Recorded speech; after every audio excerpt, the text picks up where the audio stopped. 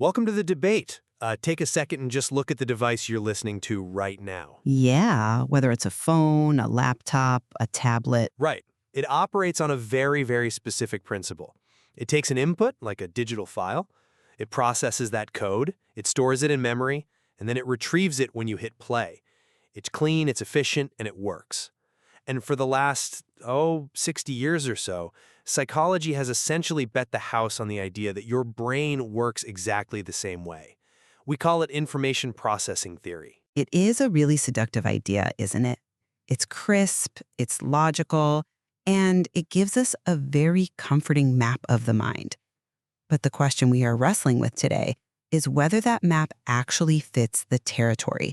I mean, is your brain really just a wet computer organizing files into folders? Or is that model too mechanical, too sterile to capture the messy, emotional, and socially driven reality of how we actually think and feel and remember? I'm here to represent the position that the computer metaphor, specifically the framework of information processing, is the necessary structural framework, complete with biological evidence, to understand how we actually learn and remember. And I will be arguing that this computer metaphor is reductionist and that it fundamentally fails to account for how humans actively construct meaning, the influence of emotion, and the deeply social nature of learning. So to start, I think we have to remember the context of why this theory emerged in the first place. If you look back before the cognitive revolution in the 1950s, psychology was entirely dominated by behaviorism. Right. The whole black box era. Exactly. The behaviorists argued that the mind was unknowable. They insisted the only scientific data was observable behavior, stimulus and response. So if I poke you and you jump, that's science. But asking why you jumped or what you felt, that was just unscientific speculation. Well, I grant you that moving away from behaviorism was totally necessary. We aren't just reflex machines. We aren't. And information processing theory is what liberated us from that. It allowed us to finally say, no, there are specific internal processes happening here. And the way we did that was by breaking cognition down into manageable, testable components: attention, encoding, storage, and retrieval. The classic Atkinson-Shiffrin model, the model, gives us a really clear architecture. We have three distinct stores: sensory memory, which captures that fleeting input; short-term or working memory, where the act of processing happens; and long-term memory, our permanent library. This isn't just a metaphor. It allows us to map the precise journey of a piece of information from the exact moment it hits the retina to the moment it becomes a permanent memory. That is a compelling narrative, and it's certainly the one you'll find in every introductory textbook. But here is my concern with it. You're describing a fundamentally passive system. You talk about data hitting the retina and being stored like the brain is a warehouse. But humans are not passive receivers. We process the input, though. But we don't just record it. As the source material suggests, we actively remake meaning. We judge intentions. We filter based on social context. Sure, we do filter, but that filtering is just part of the processing structure. That's the software running on the hardware. I disagree. The model struggles to explain why we filter what we filter. The computer metaphor explains how you might memorize a phone number through repetition, rehearsing it over and over in short-term memory. But it completely fails to explain why I can vividly remember my wedding day without ever rehearsing it once, yet I forget the mundane details of my breakfast yesterday despite staring right at them. The linear model treats all data as information to be processed, ignoring that human memory is deeply, deeply influenced by emotional value. We aren't filing cabinets, we are storytellers. I think you're underestimating the sophistication of the model. Let's dig into the actual mechanics of it, specifically your point about us being active versus passive. The theory doesn't claim we are just passive tape recorders. It describes a rigorous process called bottom-up processing. This is the data-driven aspect. Correct. Think about the physical sensation itself. Sound meets the ear. Light meets the eye. That's sensation. Then we have perception, which is the analysis of that signal. The theory is incredibly precise here. We know from the source material that we have iconic memory for visuals. It lasts a fraction of a second, about 0.5 seconds. Have you ever waved a sparkler in the dark and seen that trail of light following it? Sure, the sparkler trail.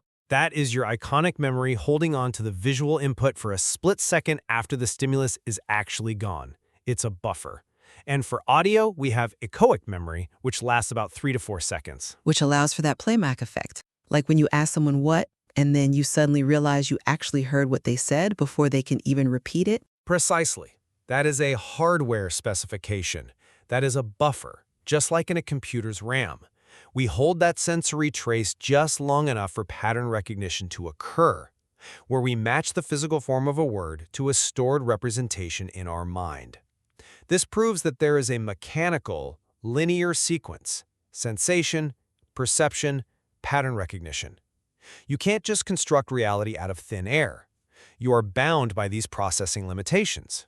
I'm not denying the biology of the sensory organs, but I am saying that bottom-up processing, this idea that we build meaning sequentially from phonemes to syllables to words, is only half the story, and arguably the less human half.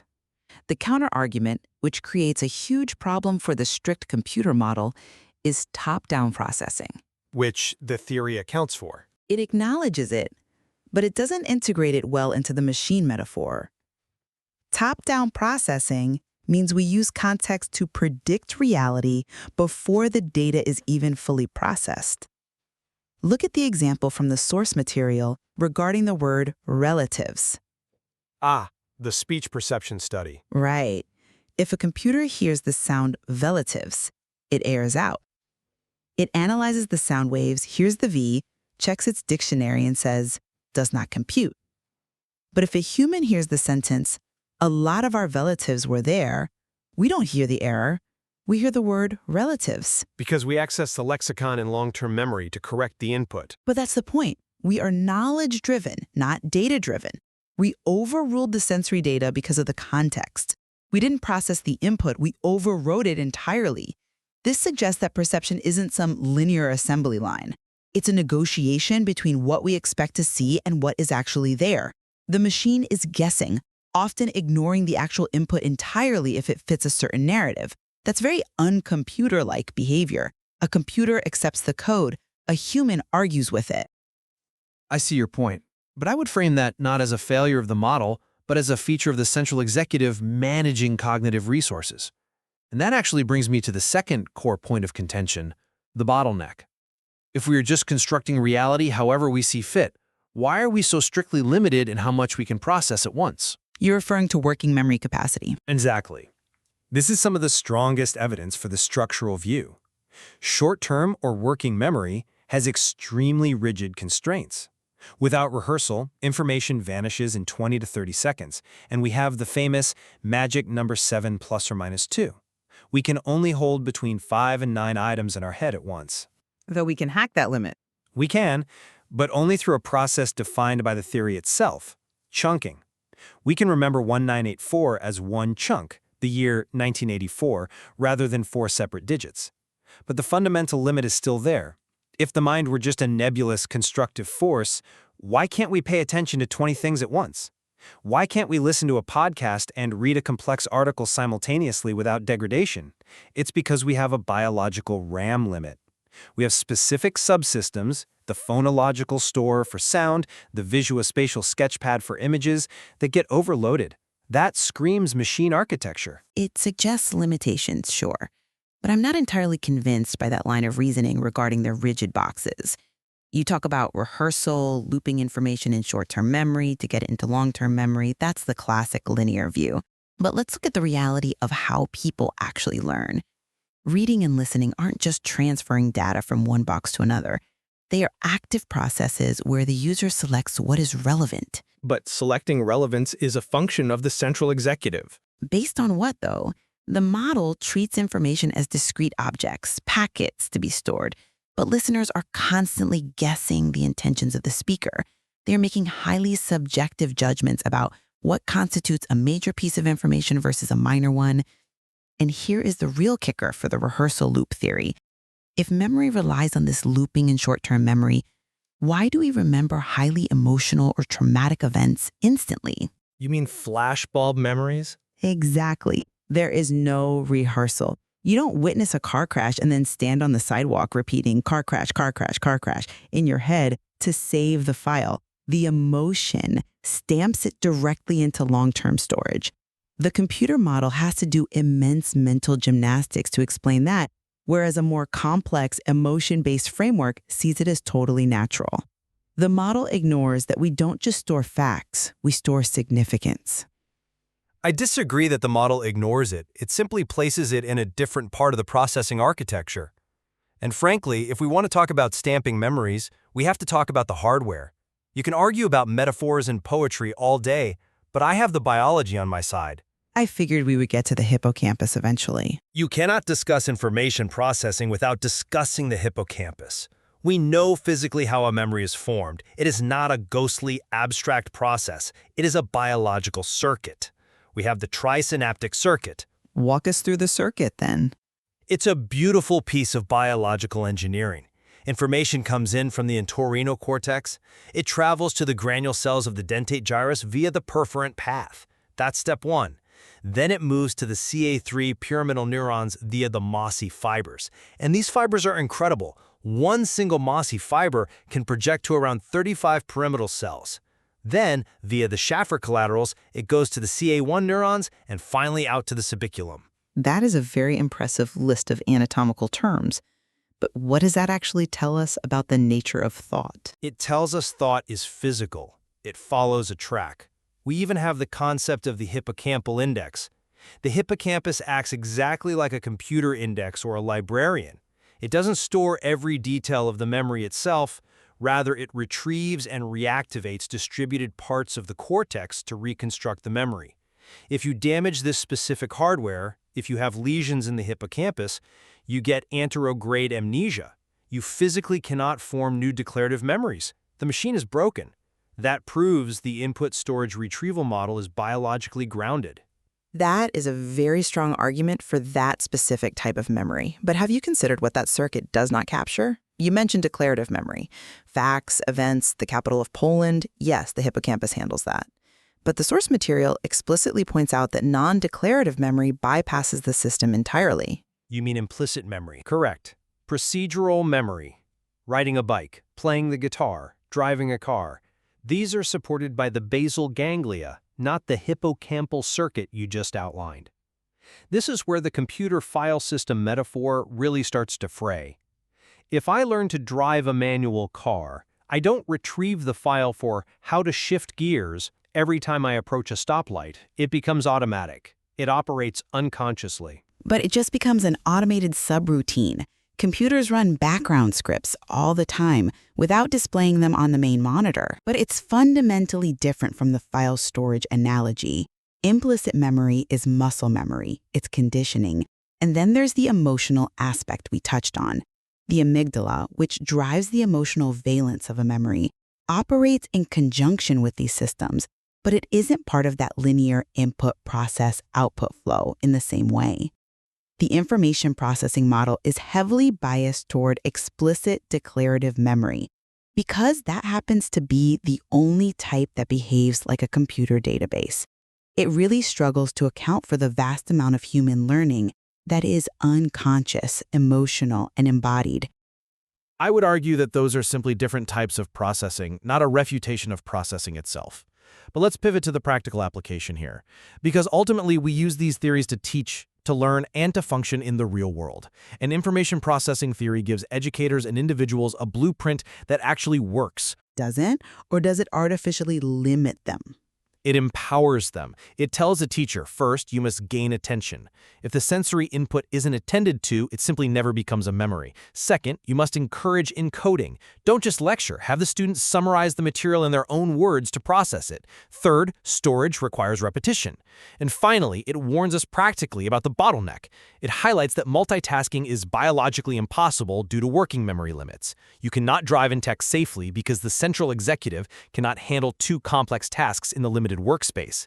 That is a tangible, life-saving application of this theory. I certainly don't deny that pay attention and don't text and drive is good advice, but consider the alternative educational frameworks mentioned in our sources. Constructivism and connectionism offer a much richer, more accurate view of how learning actually happens. How so? Well, constructivism argues that we build knowledge through social interaction and experience, not just passive storage. We aren't empty hard drives waiting to be filled with data. We dual code. We learn better when words and images are combined. That's dual coding theory, which suggests the single processor bottleneck model is way too simple. Dual coding is just multimodal input being processed simultaneously. But look at connectionism. It views learning not as a linear step-by-step assembly line, but as forming vast overlapping networks of associations. It's not about filing a document in a folder, it's about strengthening a web. And socially, the information processing model ignores that learners are independent human beings. They judge importance differently. A student might fail to encode historical dates, not because their processor is broken, but because their social context tells them those dates are irrelevant to their life. The computer model has absolutely no variable for caring. I see why you emphasize that, but caring is simply a mechanism of attention allocation. If we care, we attend. If we attend, we encode. The underlying structure still holds perfectly. But focusing solely on that structure implies the defect is always in the machine, rather than in the environment, the teaching method, or the relationship. It treats the human mind as an isolated mechanical box. We're coming to the end of our time and we need to wrap this up. From my perspective, the information processing theory remains the essential schematic of the mind. Yes, the mind is incredibly complex. Yes, emotions and social context matter. But without the Atkinson-Shiffrin model, without an understanding of the trisynaptic circuit and the biological limitations of working memory, we are just flying blind. We are biological entities with distinct hardware limitations, and mapping that machinery is the only way to truly understand thought. And I maintain that while the biological machinery certainly exists, the computer metaphor ultimately fails to capture the human element. It misses the top-down constructive, emotional, and social nature of learning. We don't just retrieve data from a hard drive. We actively reconstruct it based on who we are in that moment. We don't just process inputs, we predict and shape reality. I think perhaps the truth lies somewhere in the synthesis of our points. We can both clearly agree that memory is a highly active process, not a passive one. Absolutely. Whether you view it as a computer running an incredibly complex, adaptive script, or a poet constantly rewriting a verse based on how they feel today, the mind is always at work. So we leave you, the listener, with this final question to consider. When you recall a deeply held memory, a childhood birthday, or even just what you had for breakfast yesterday, are you simply opening a stored file? Or are you rebuilding a story entirely from scratch? Thanks for joining the debate. See you next time.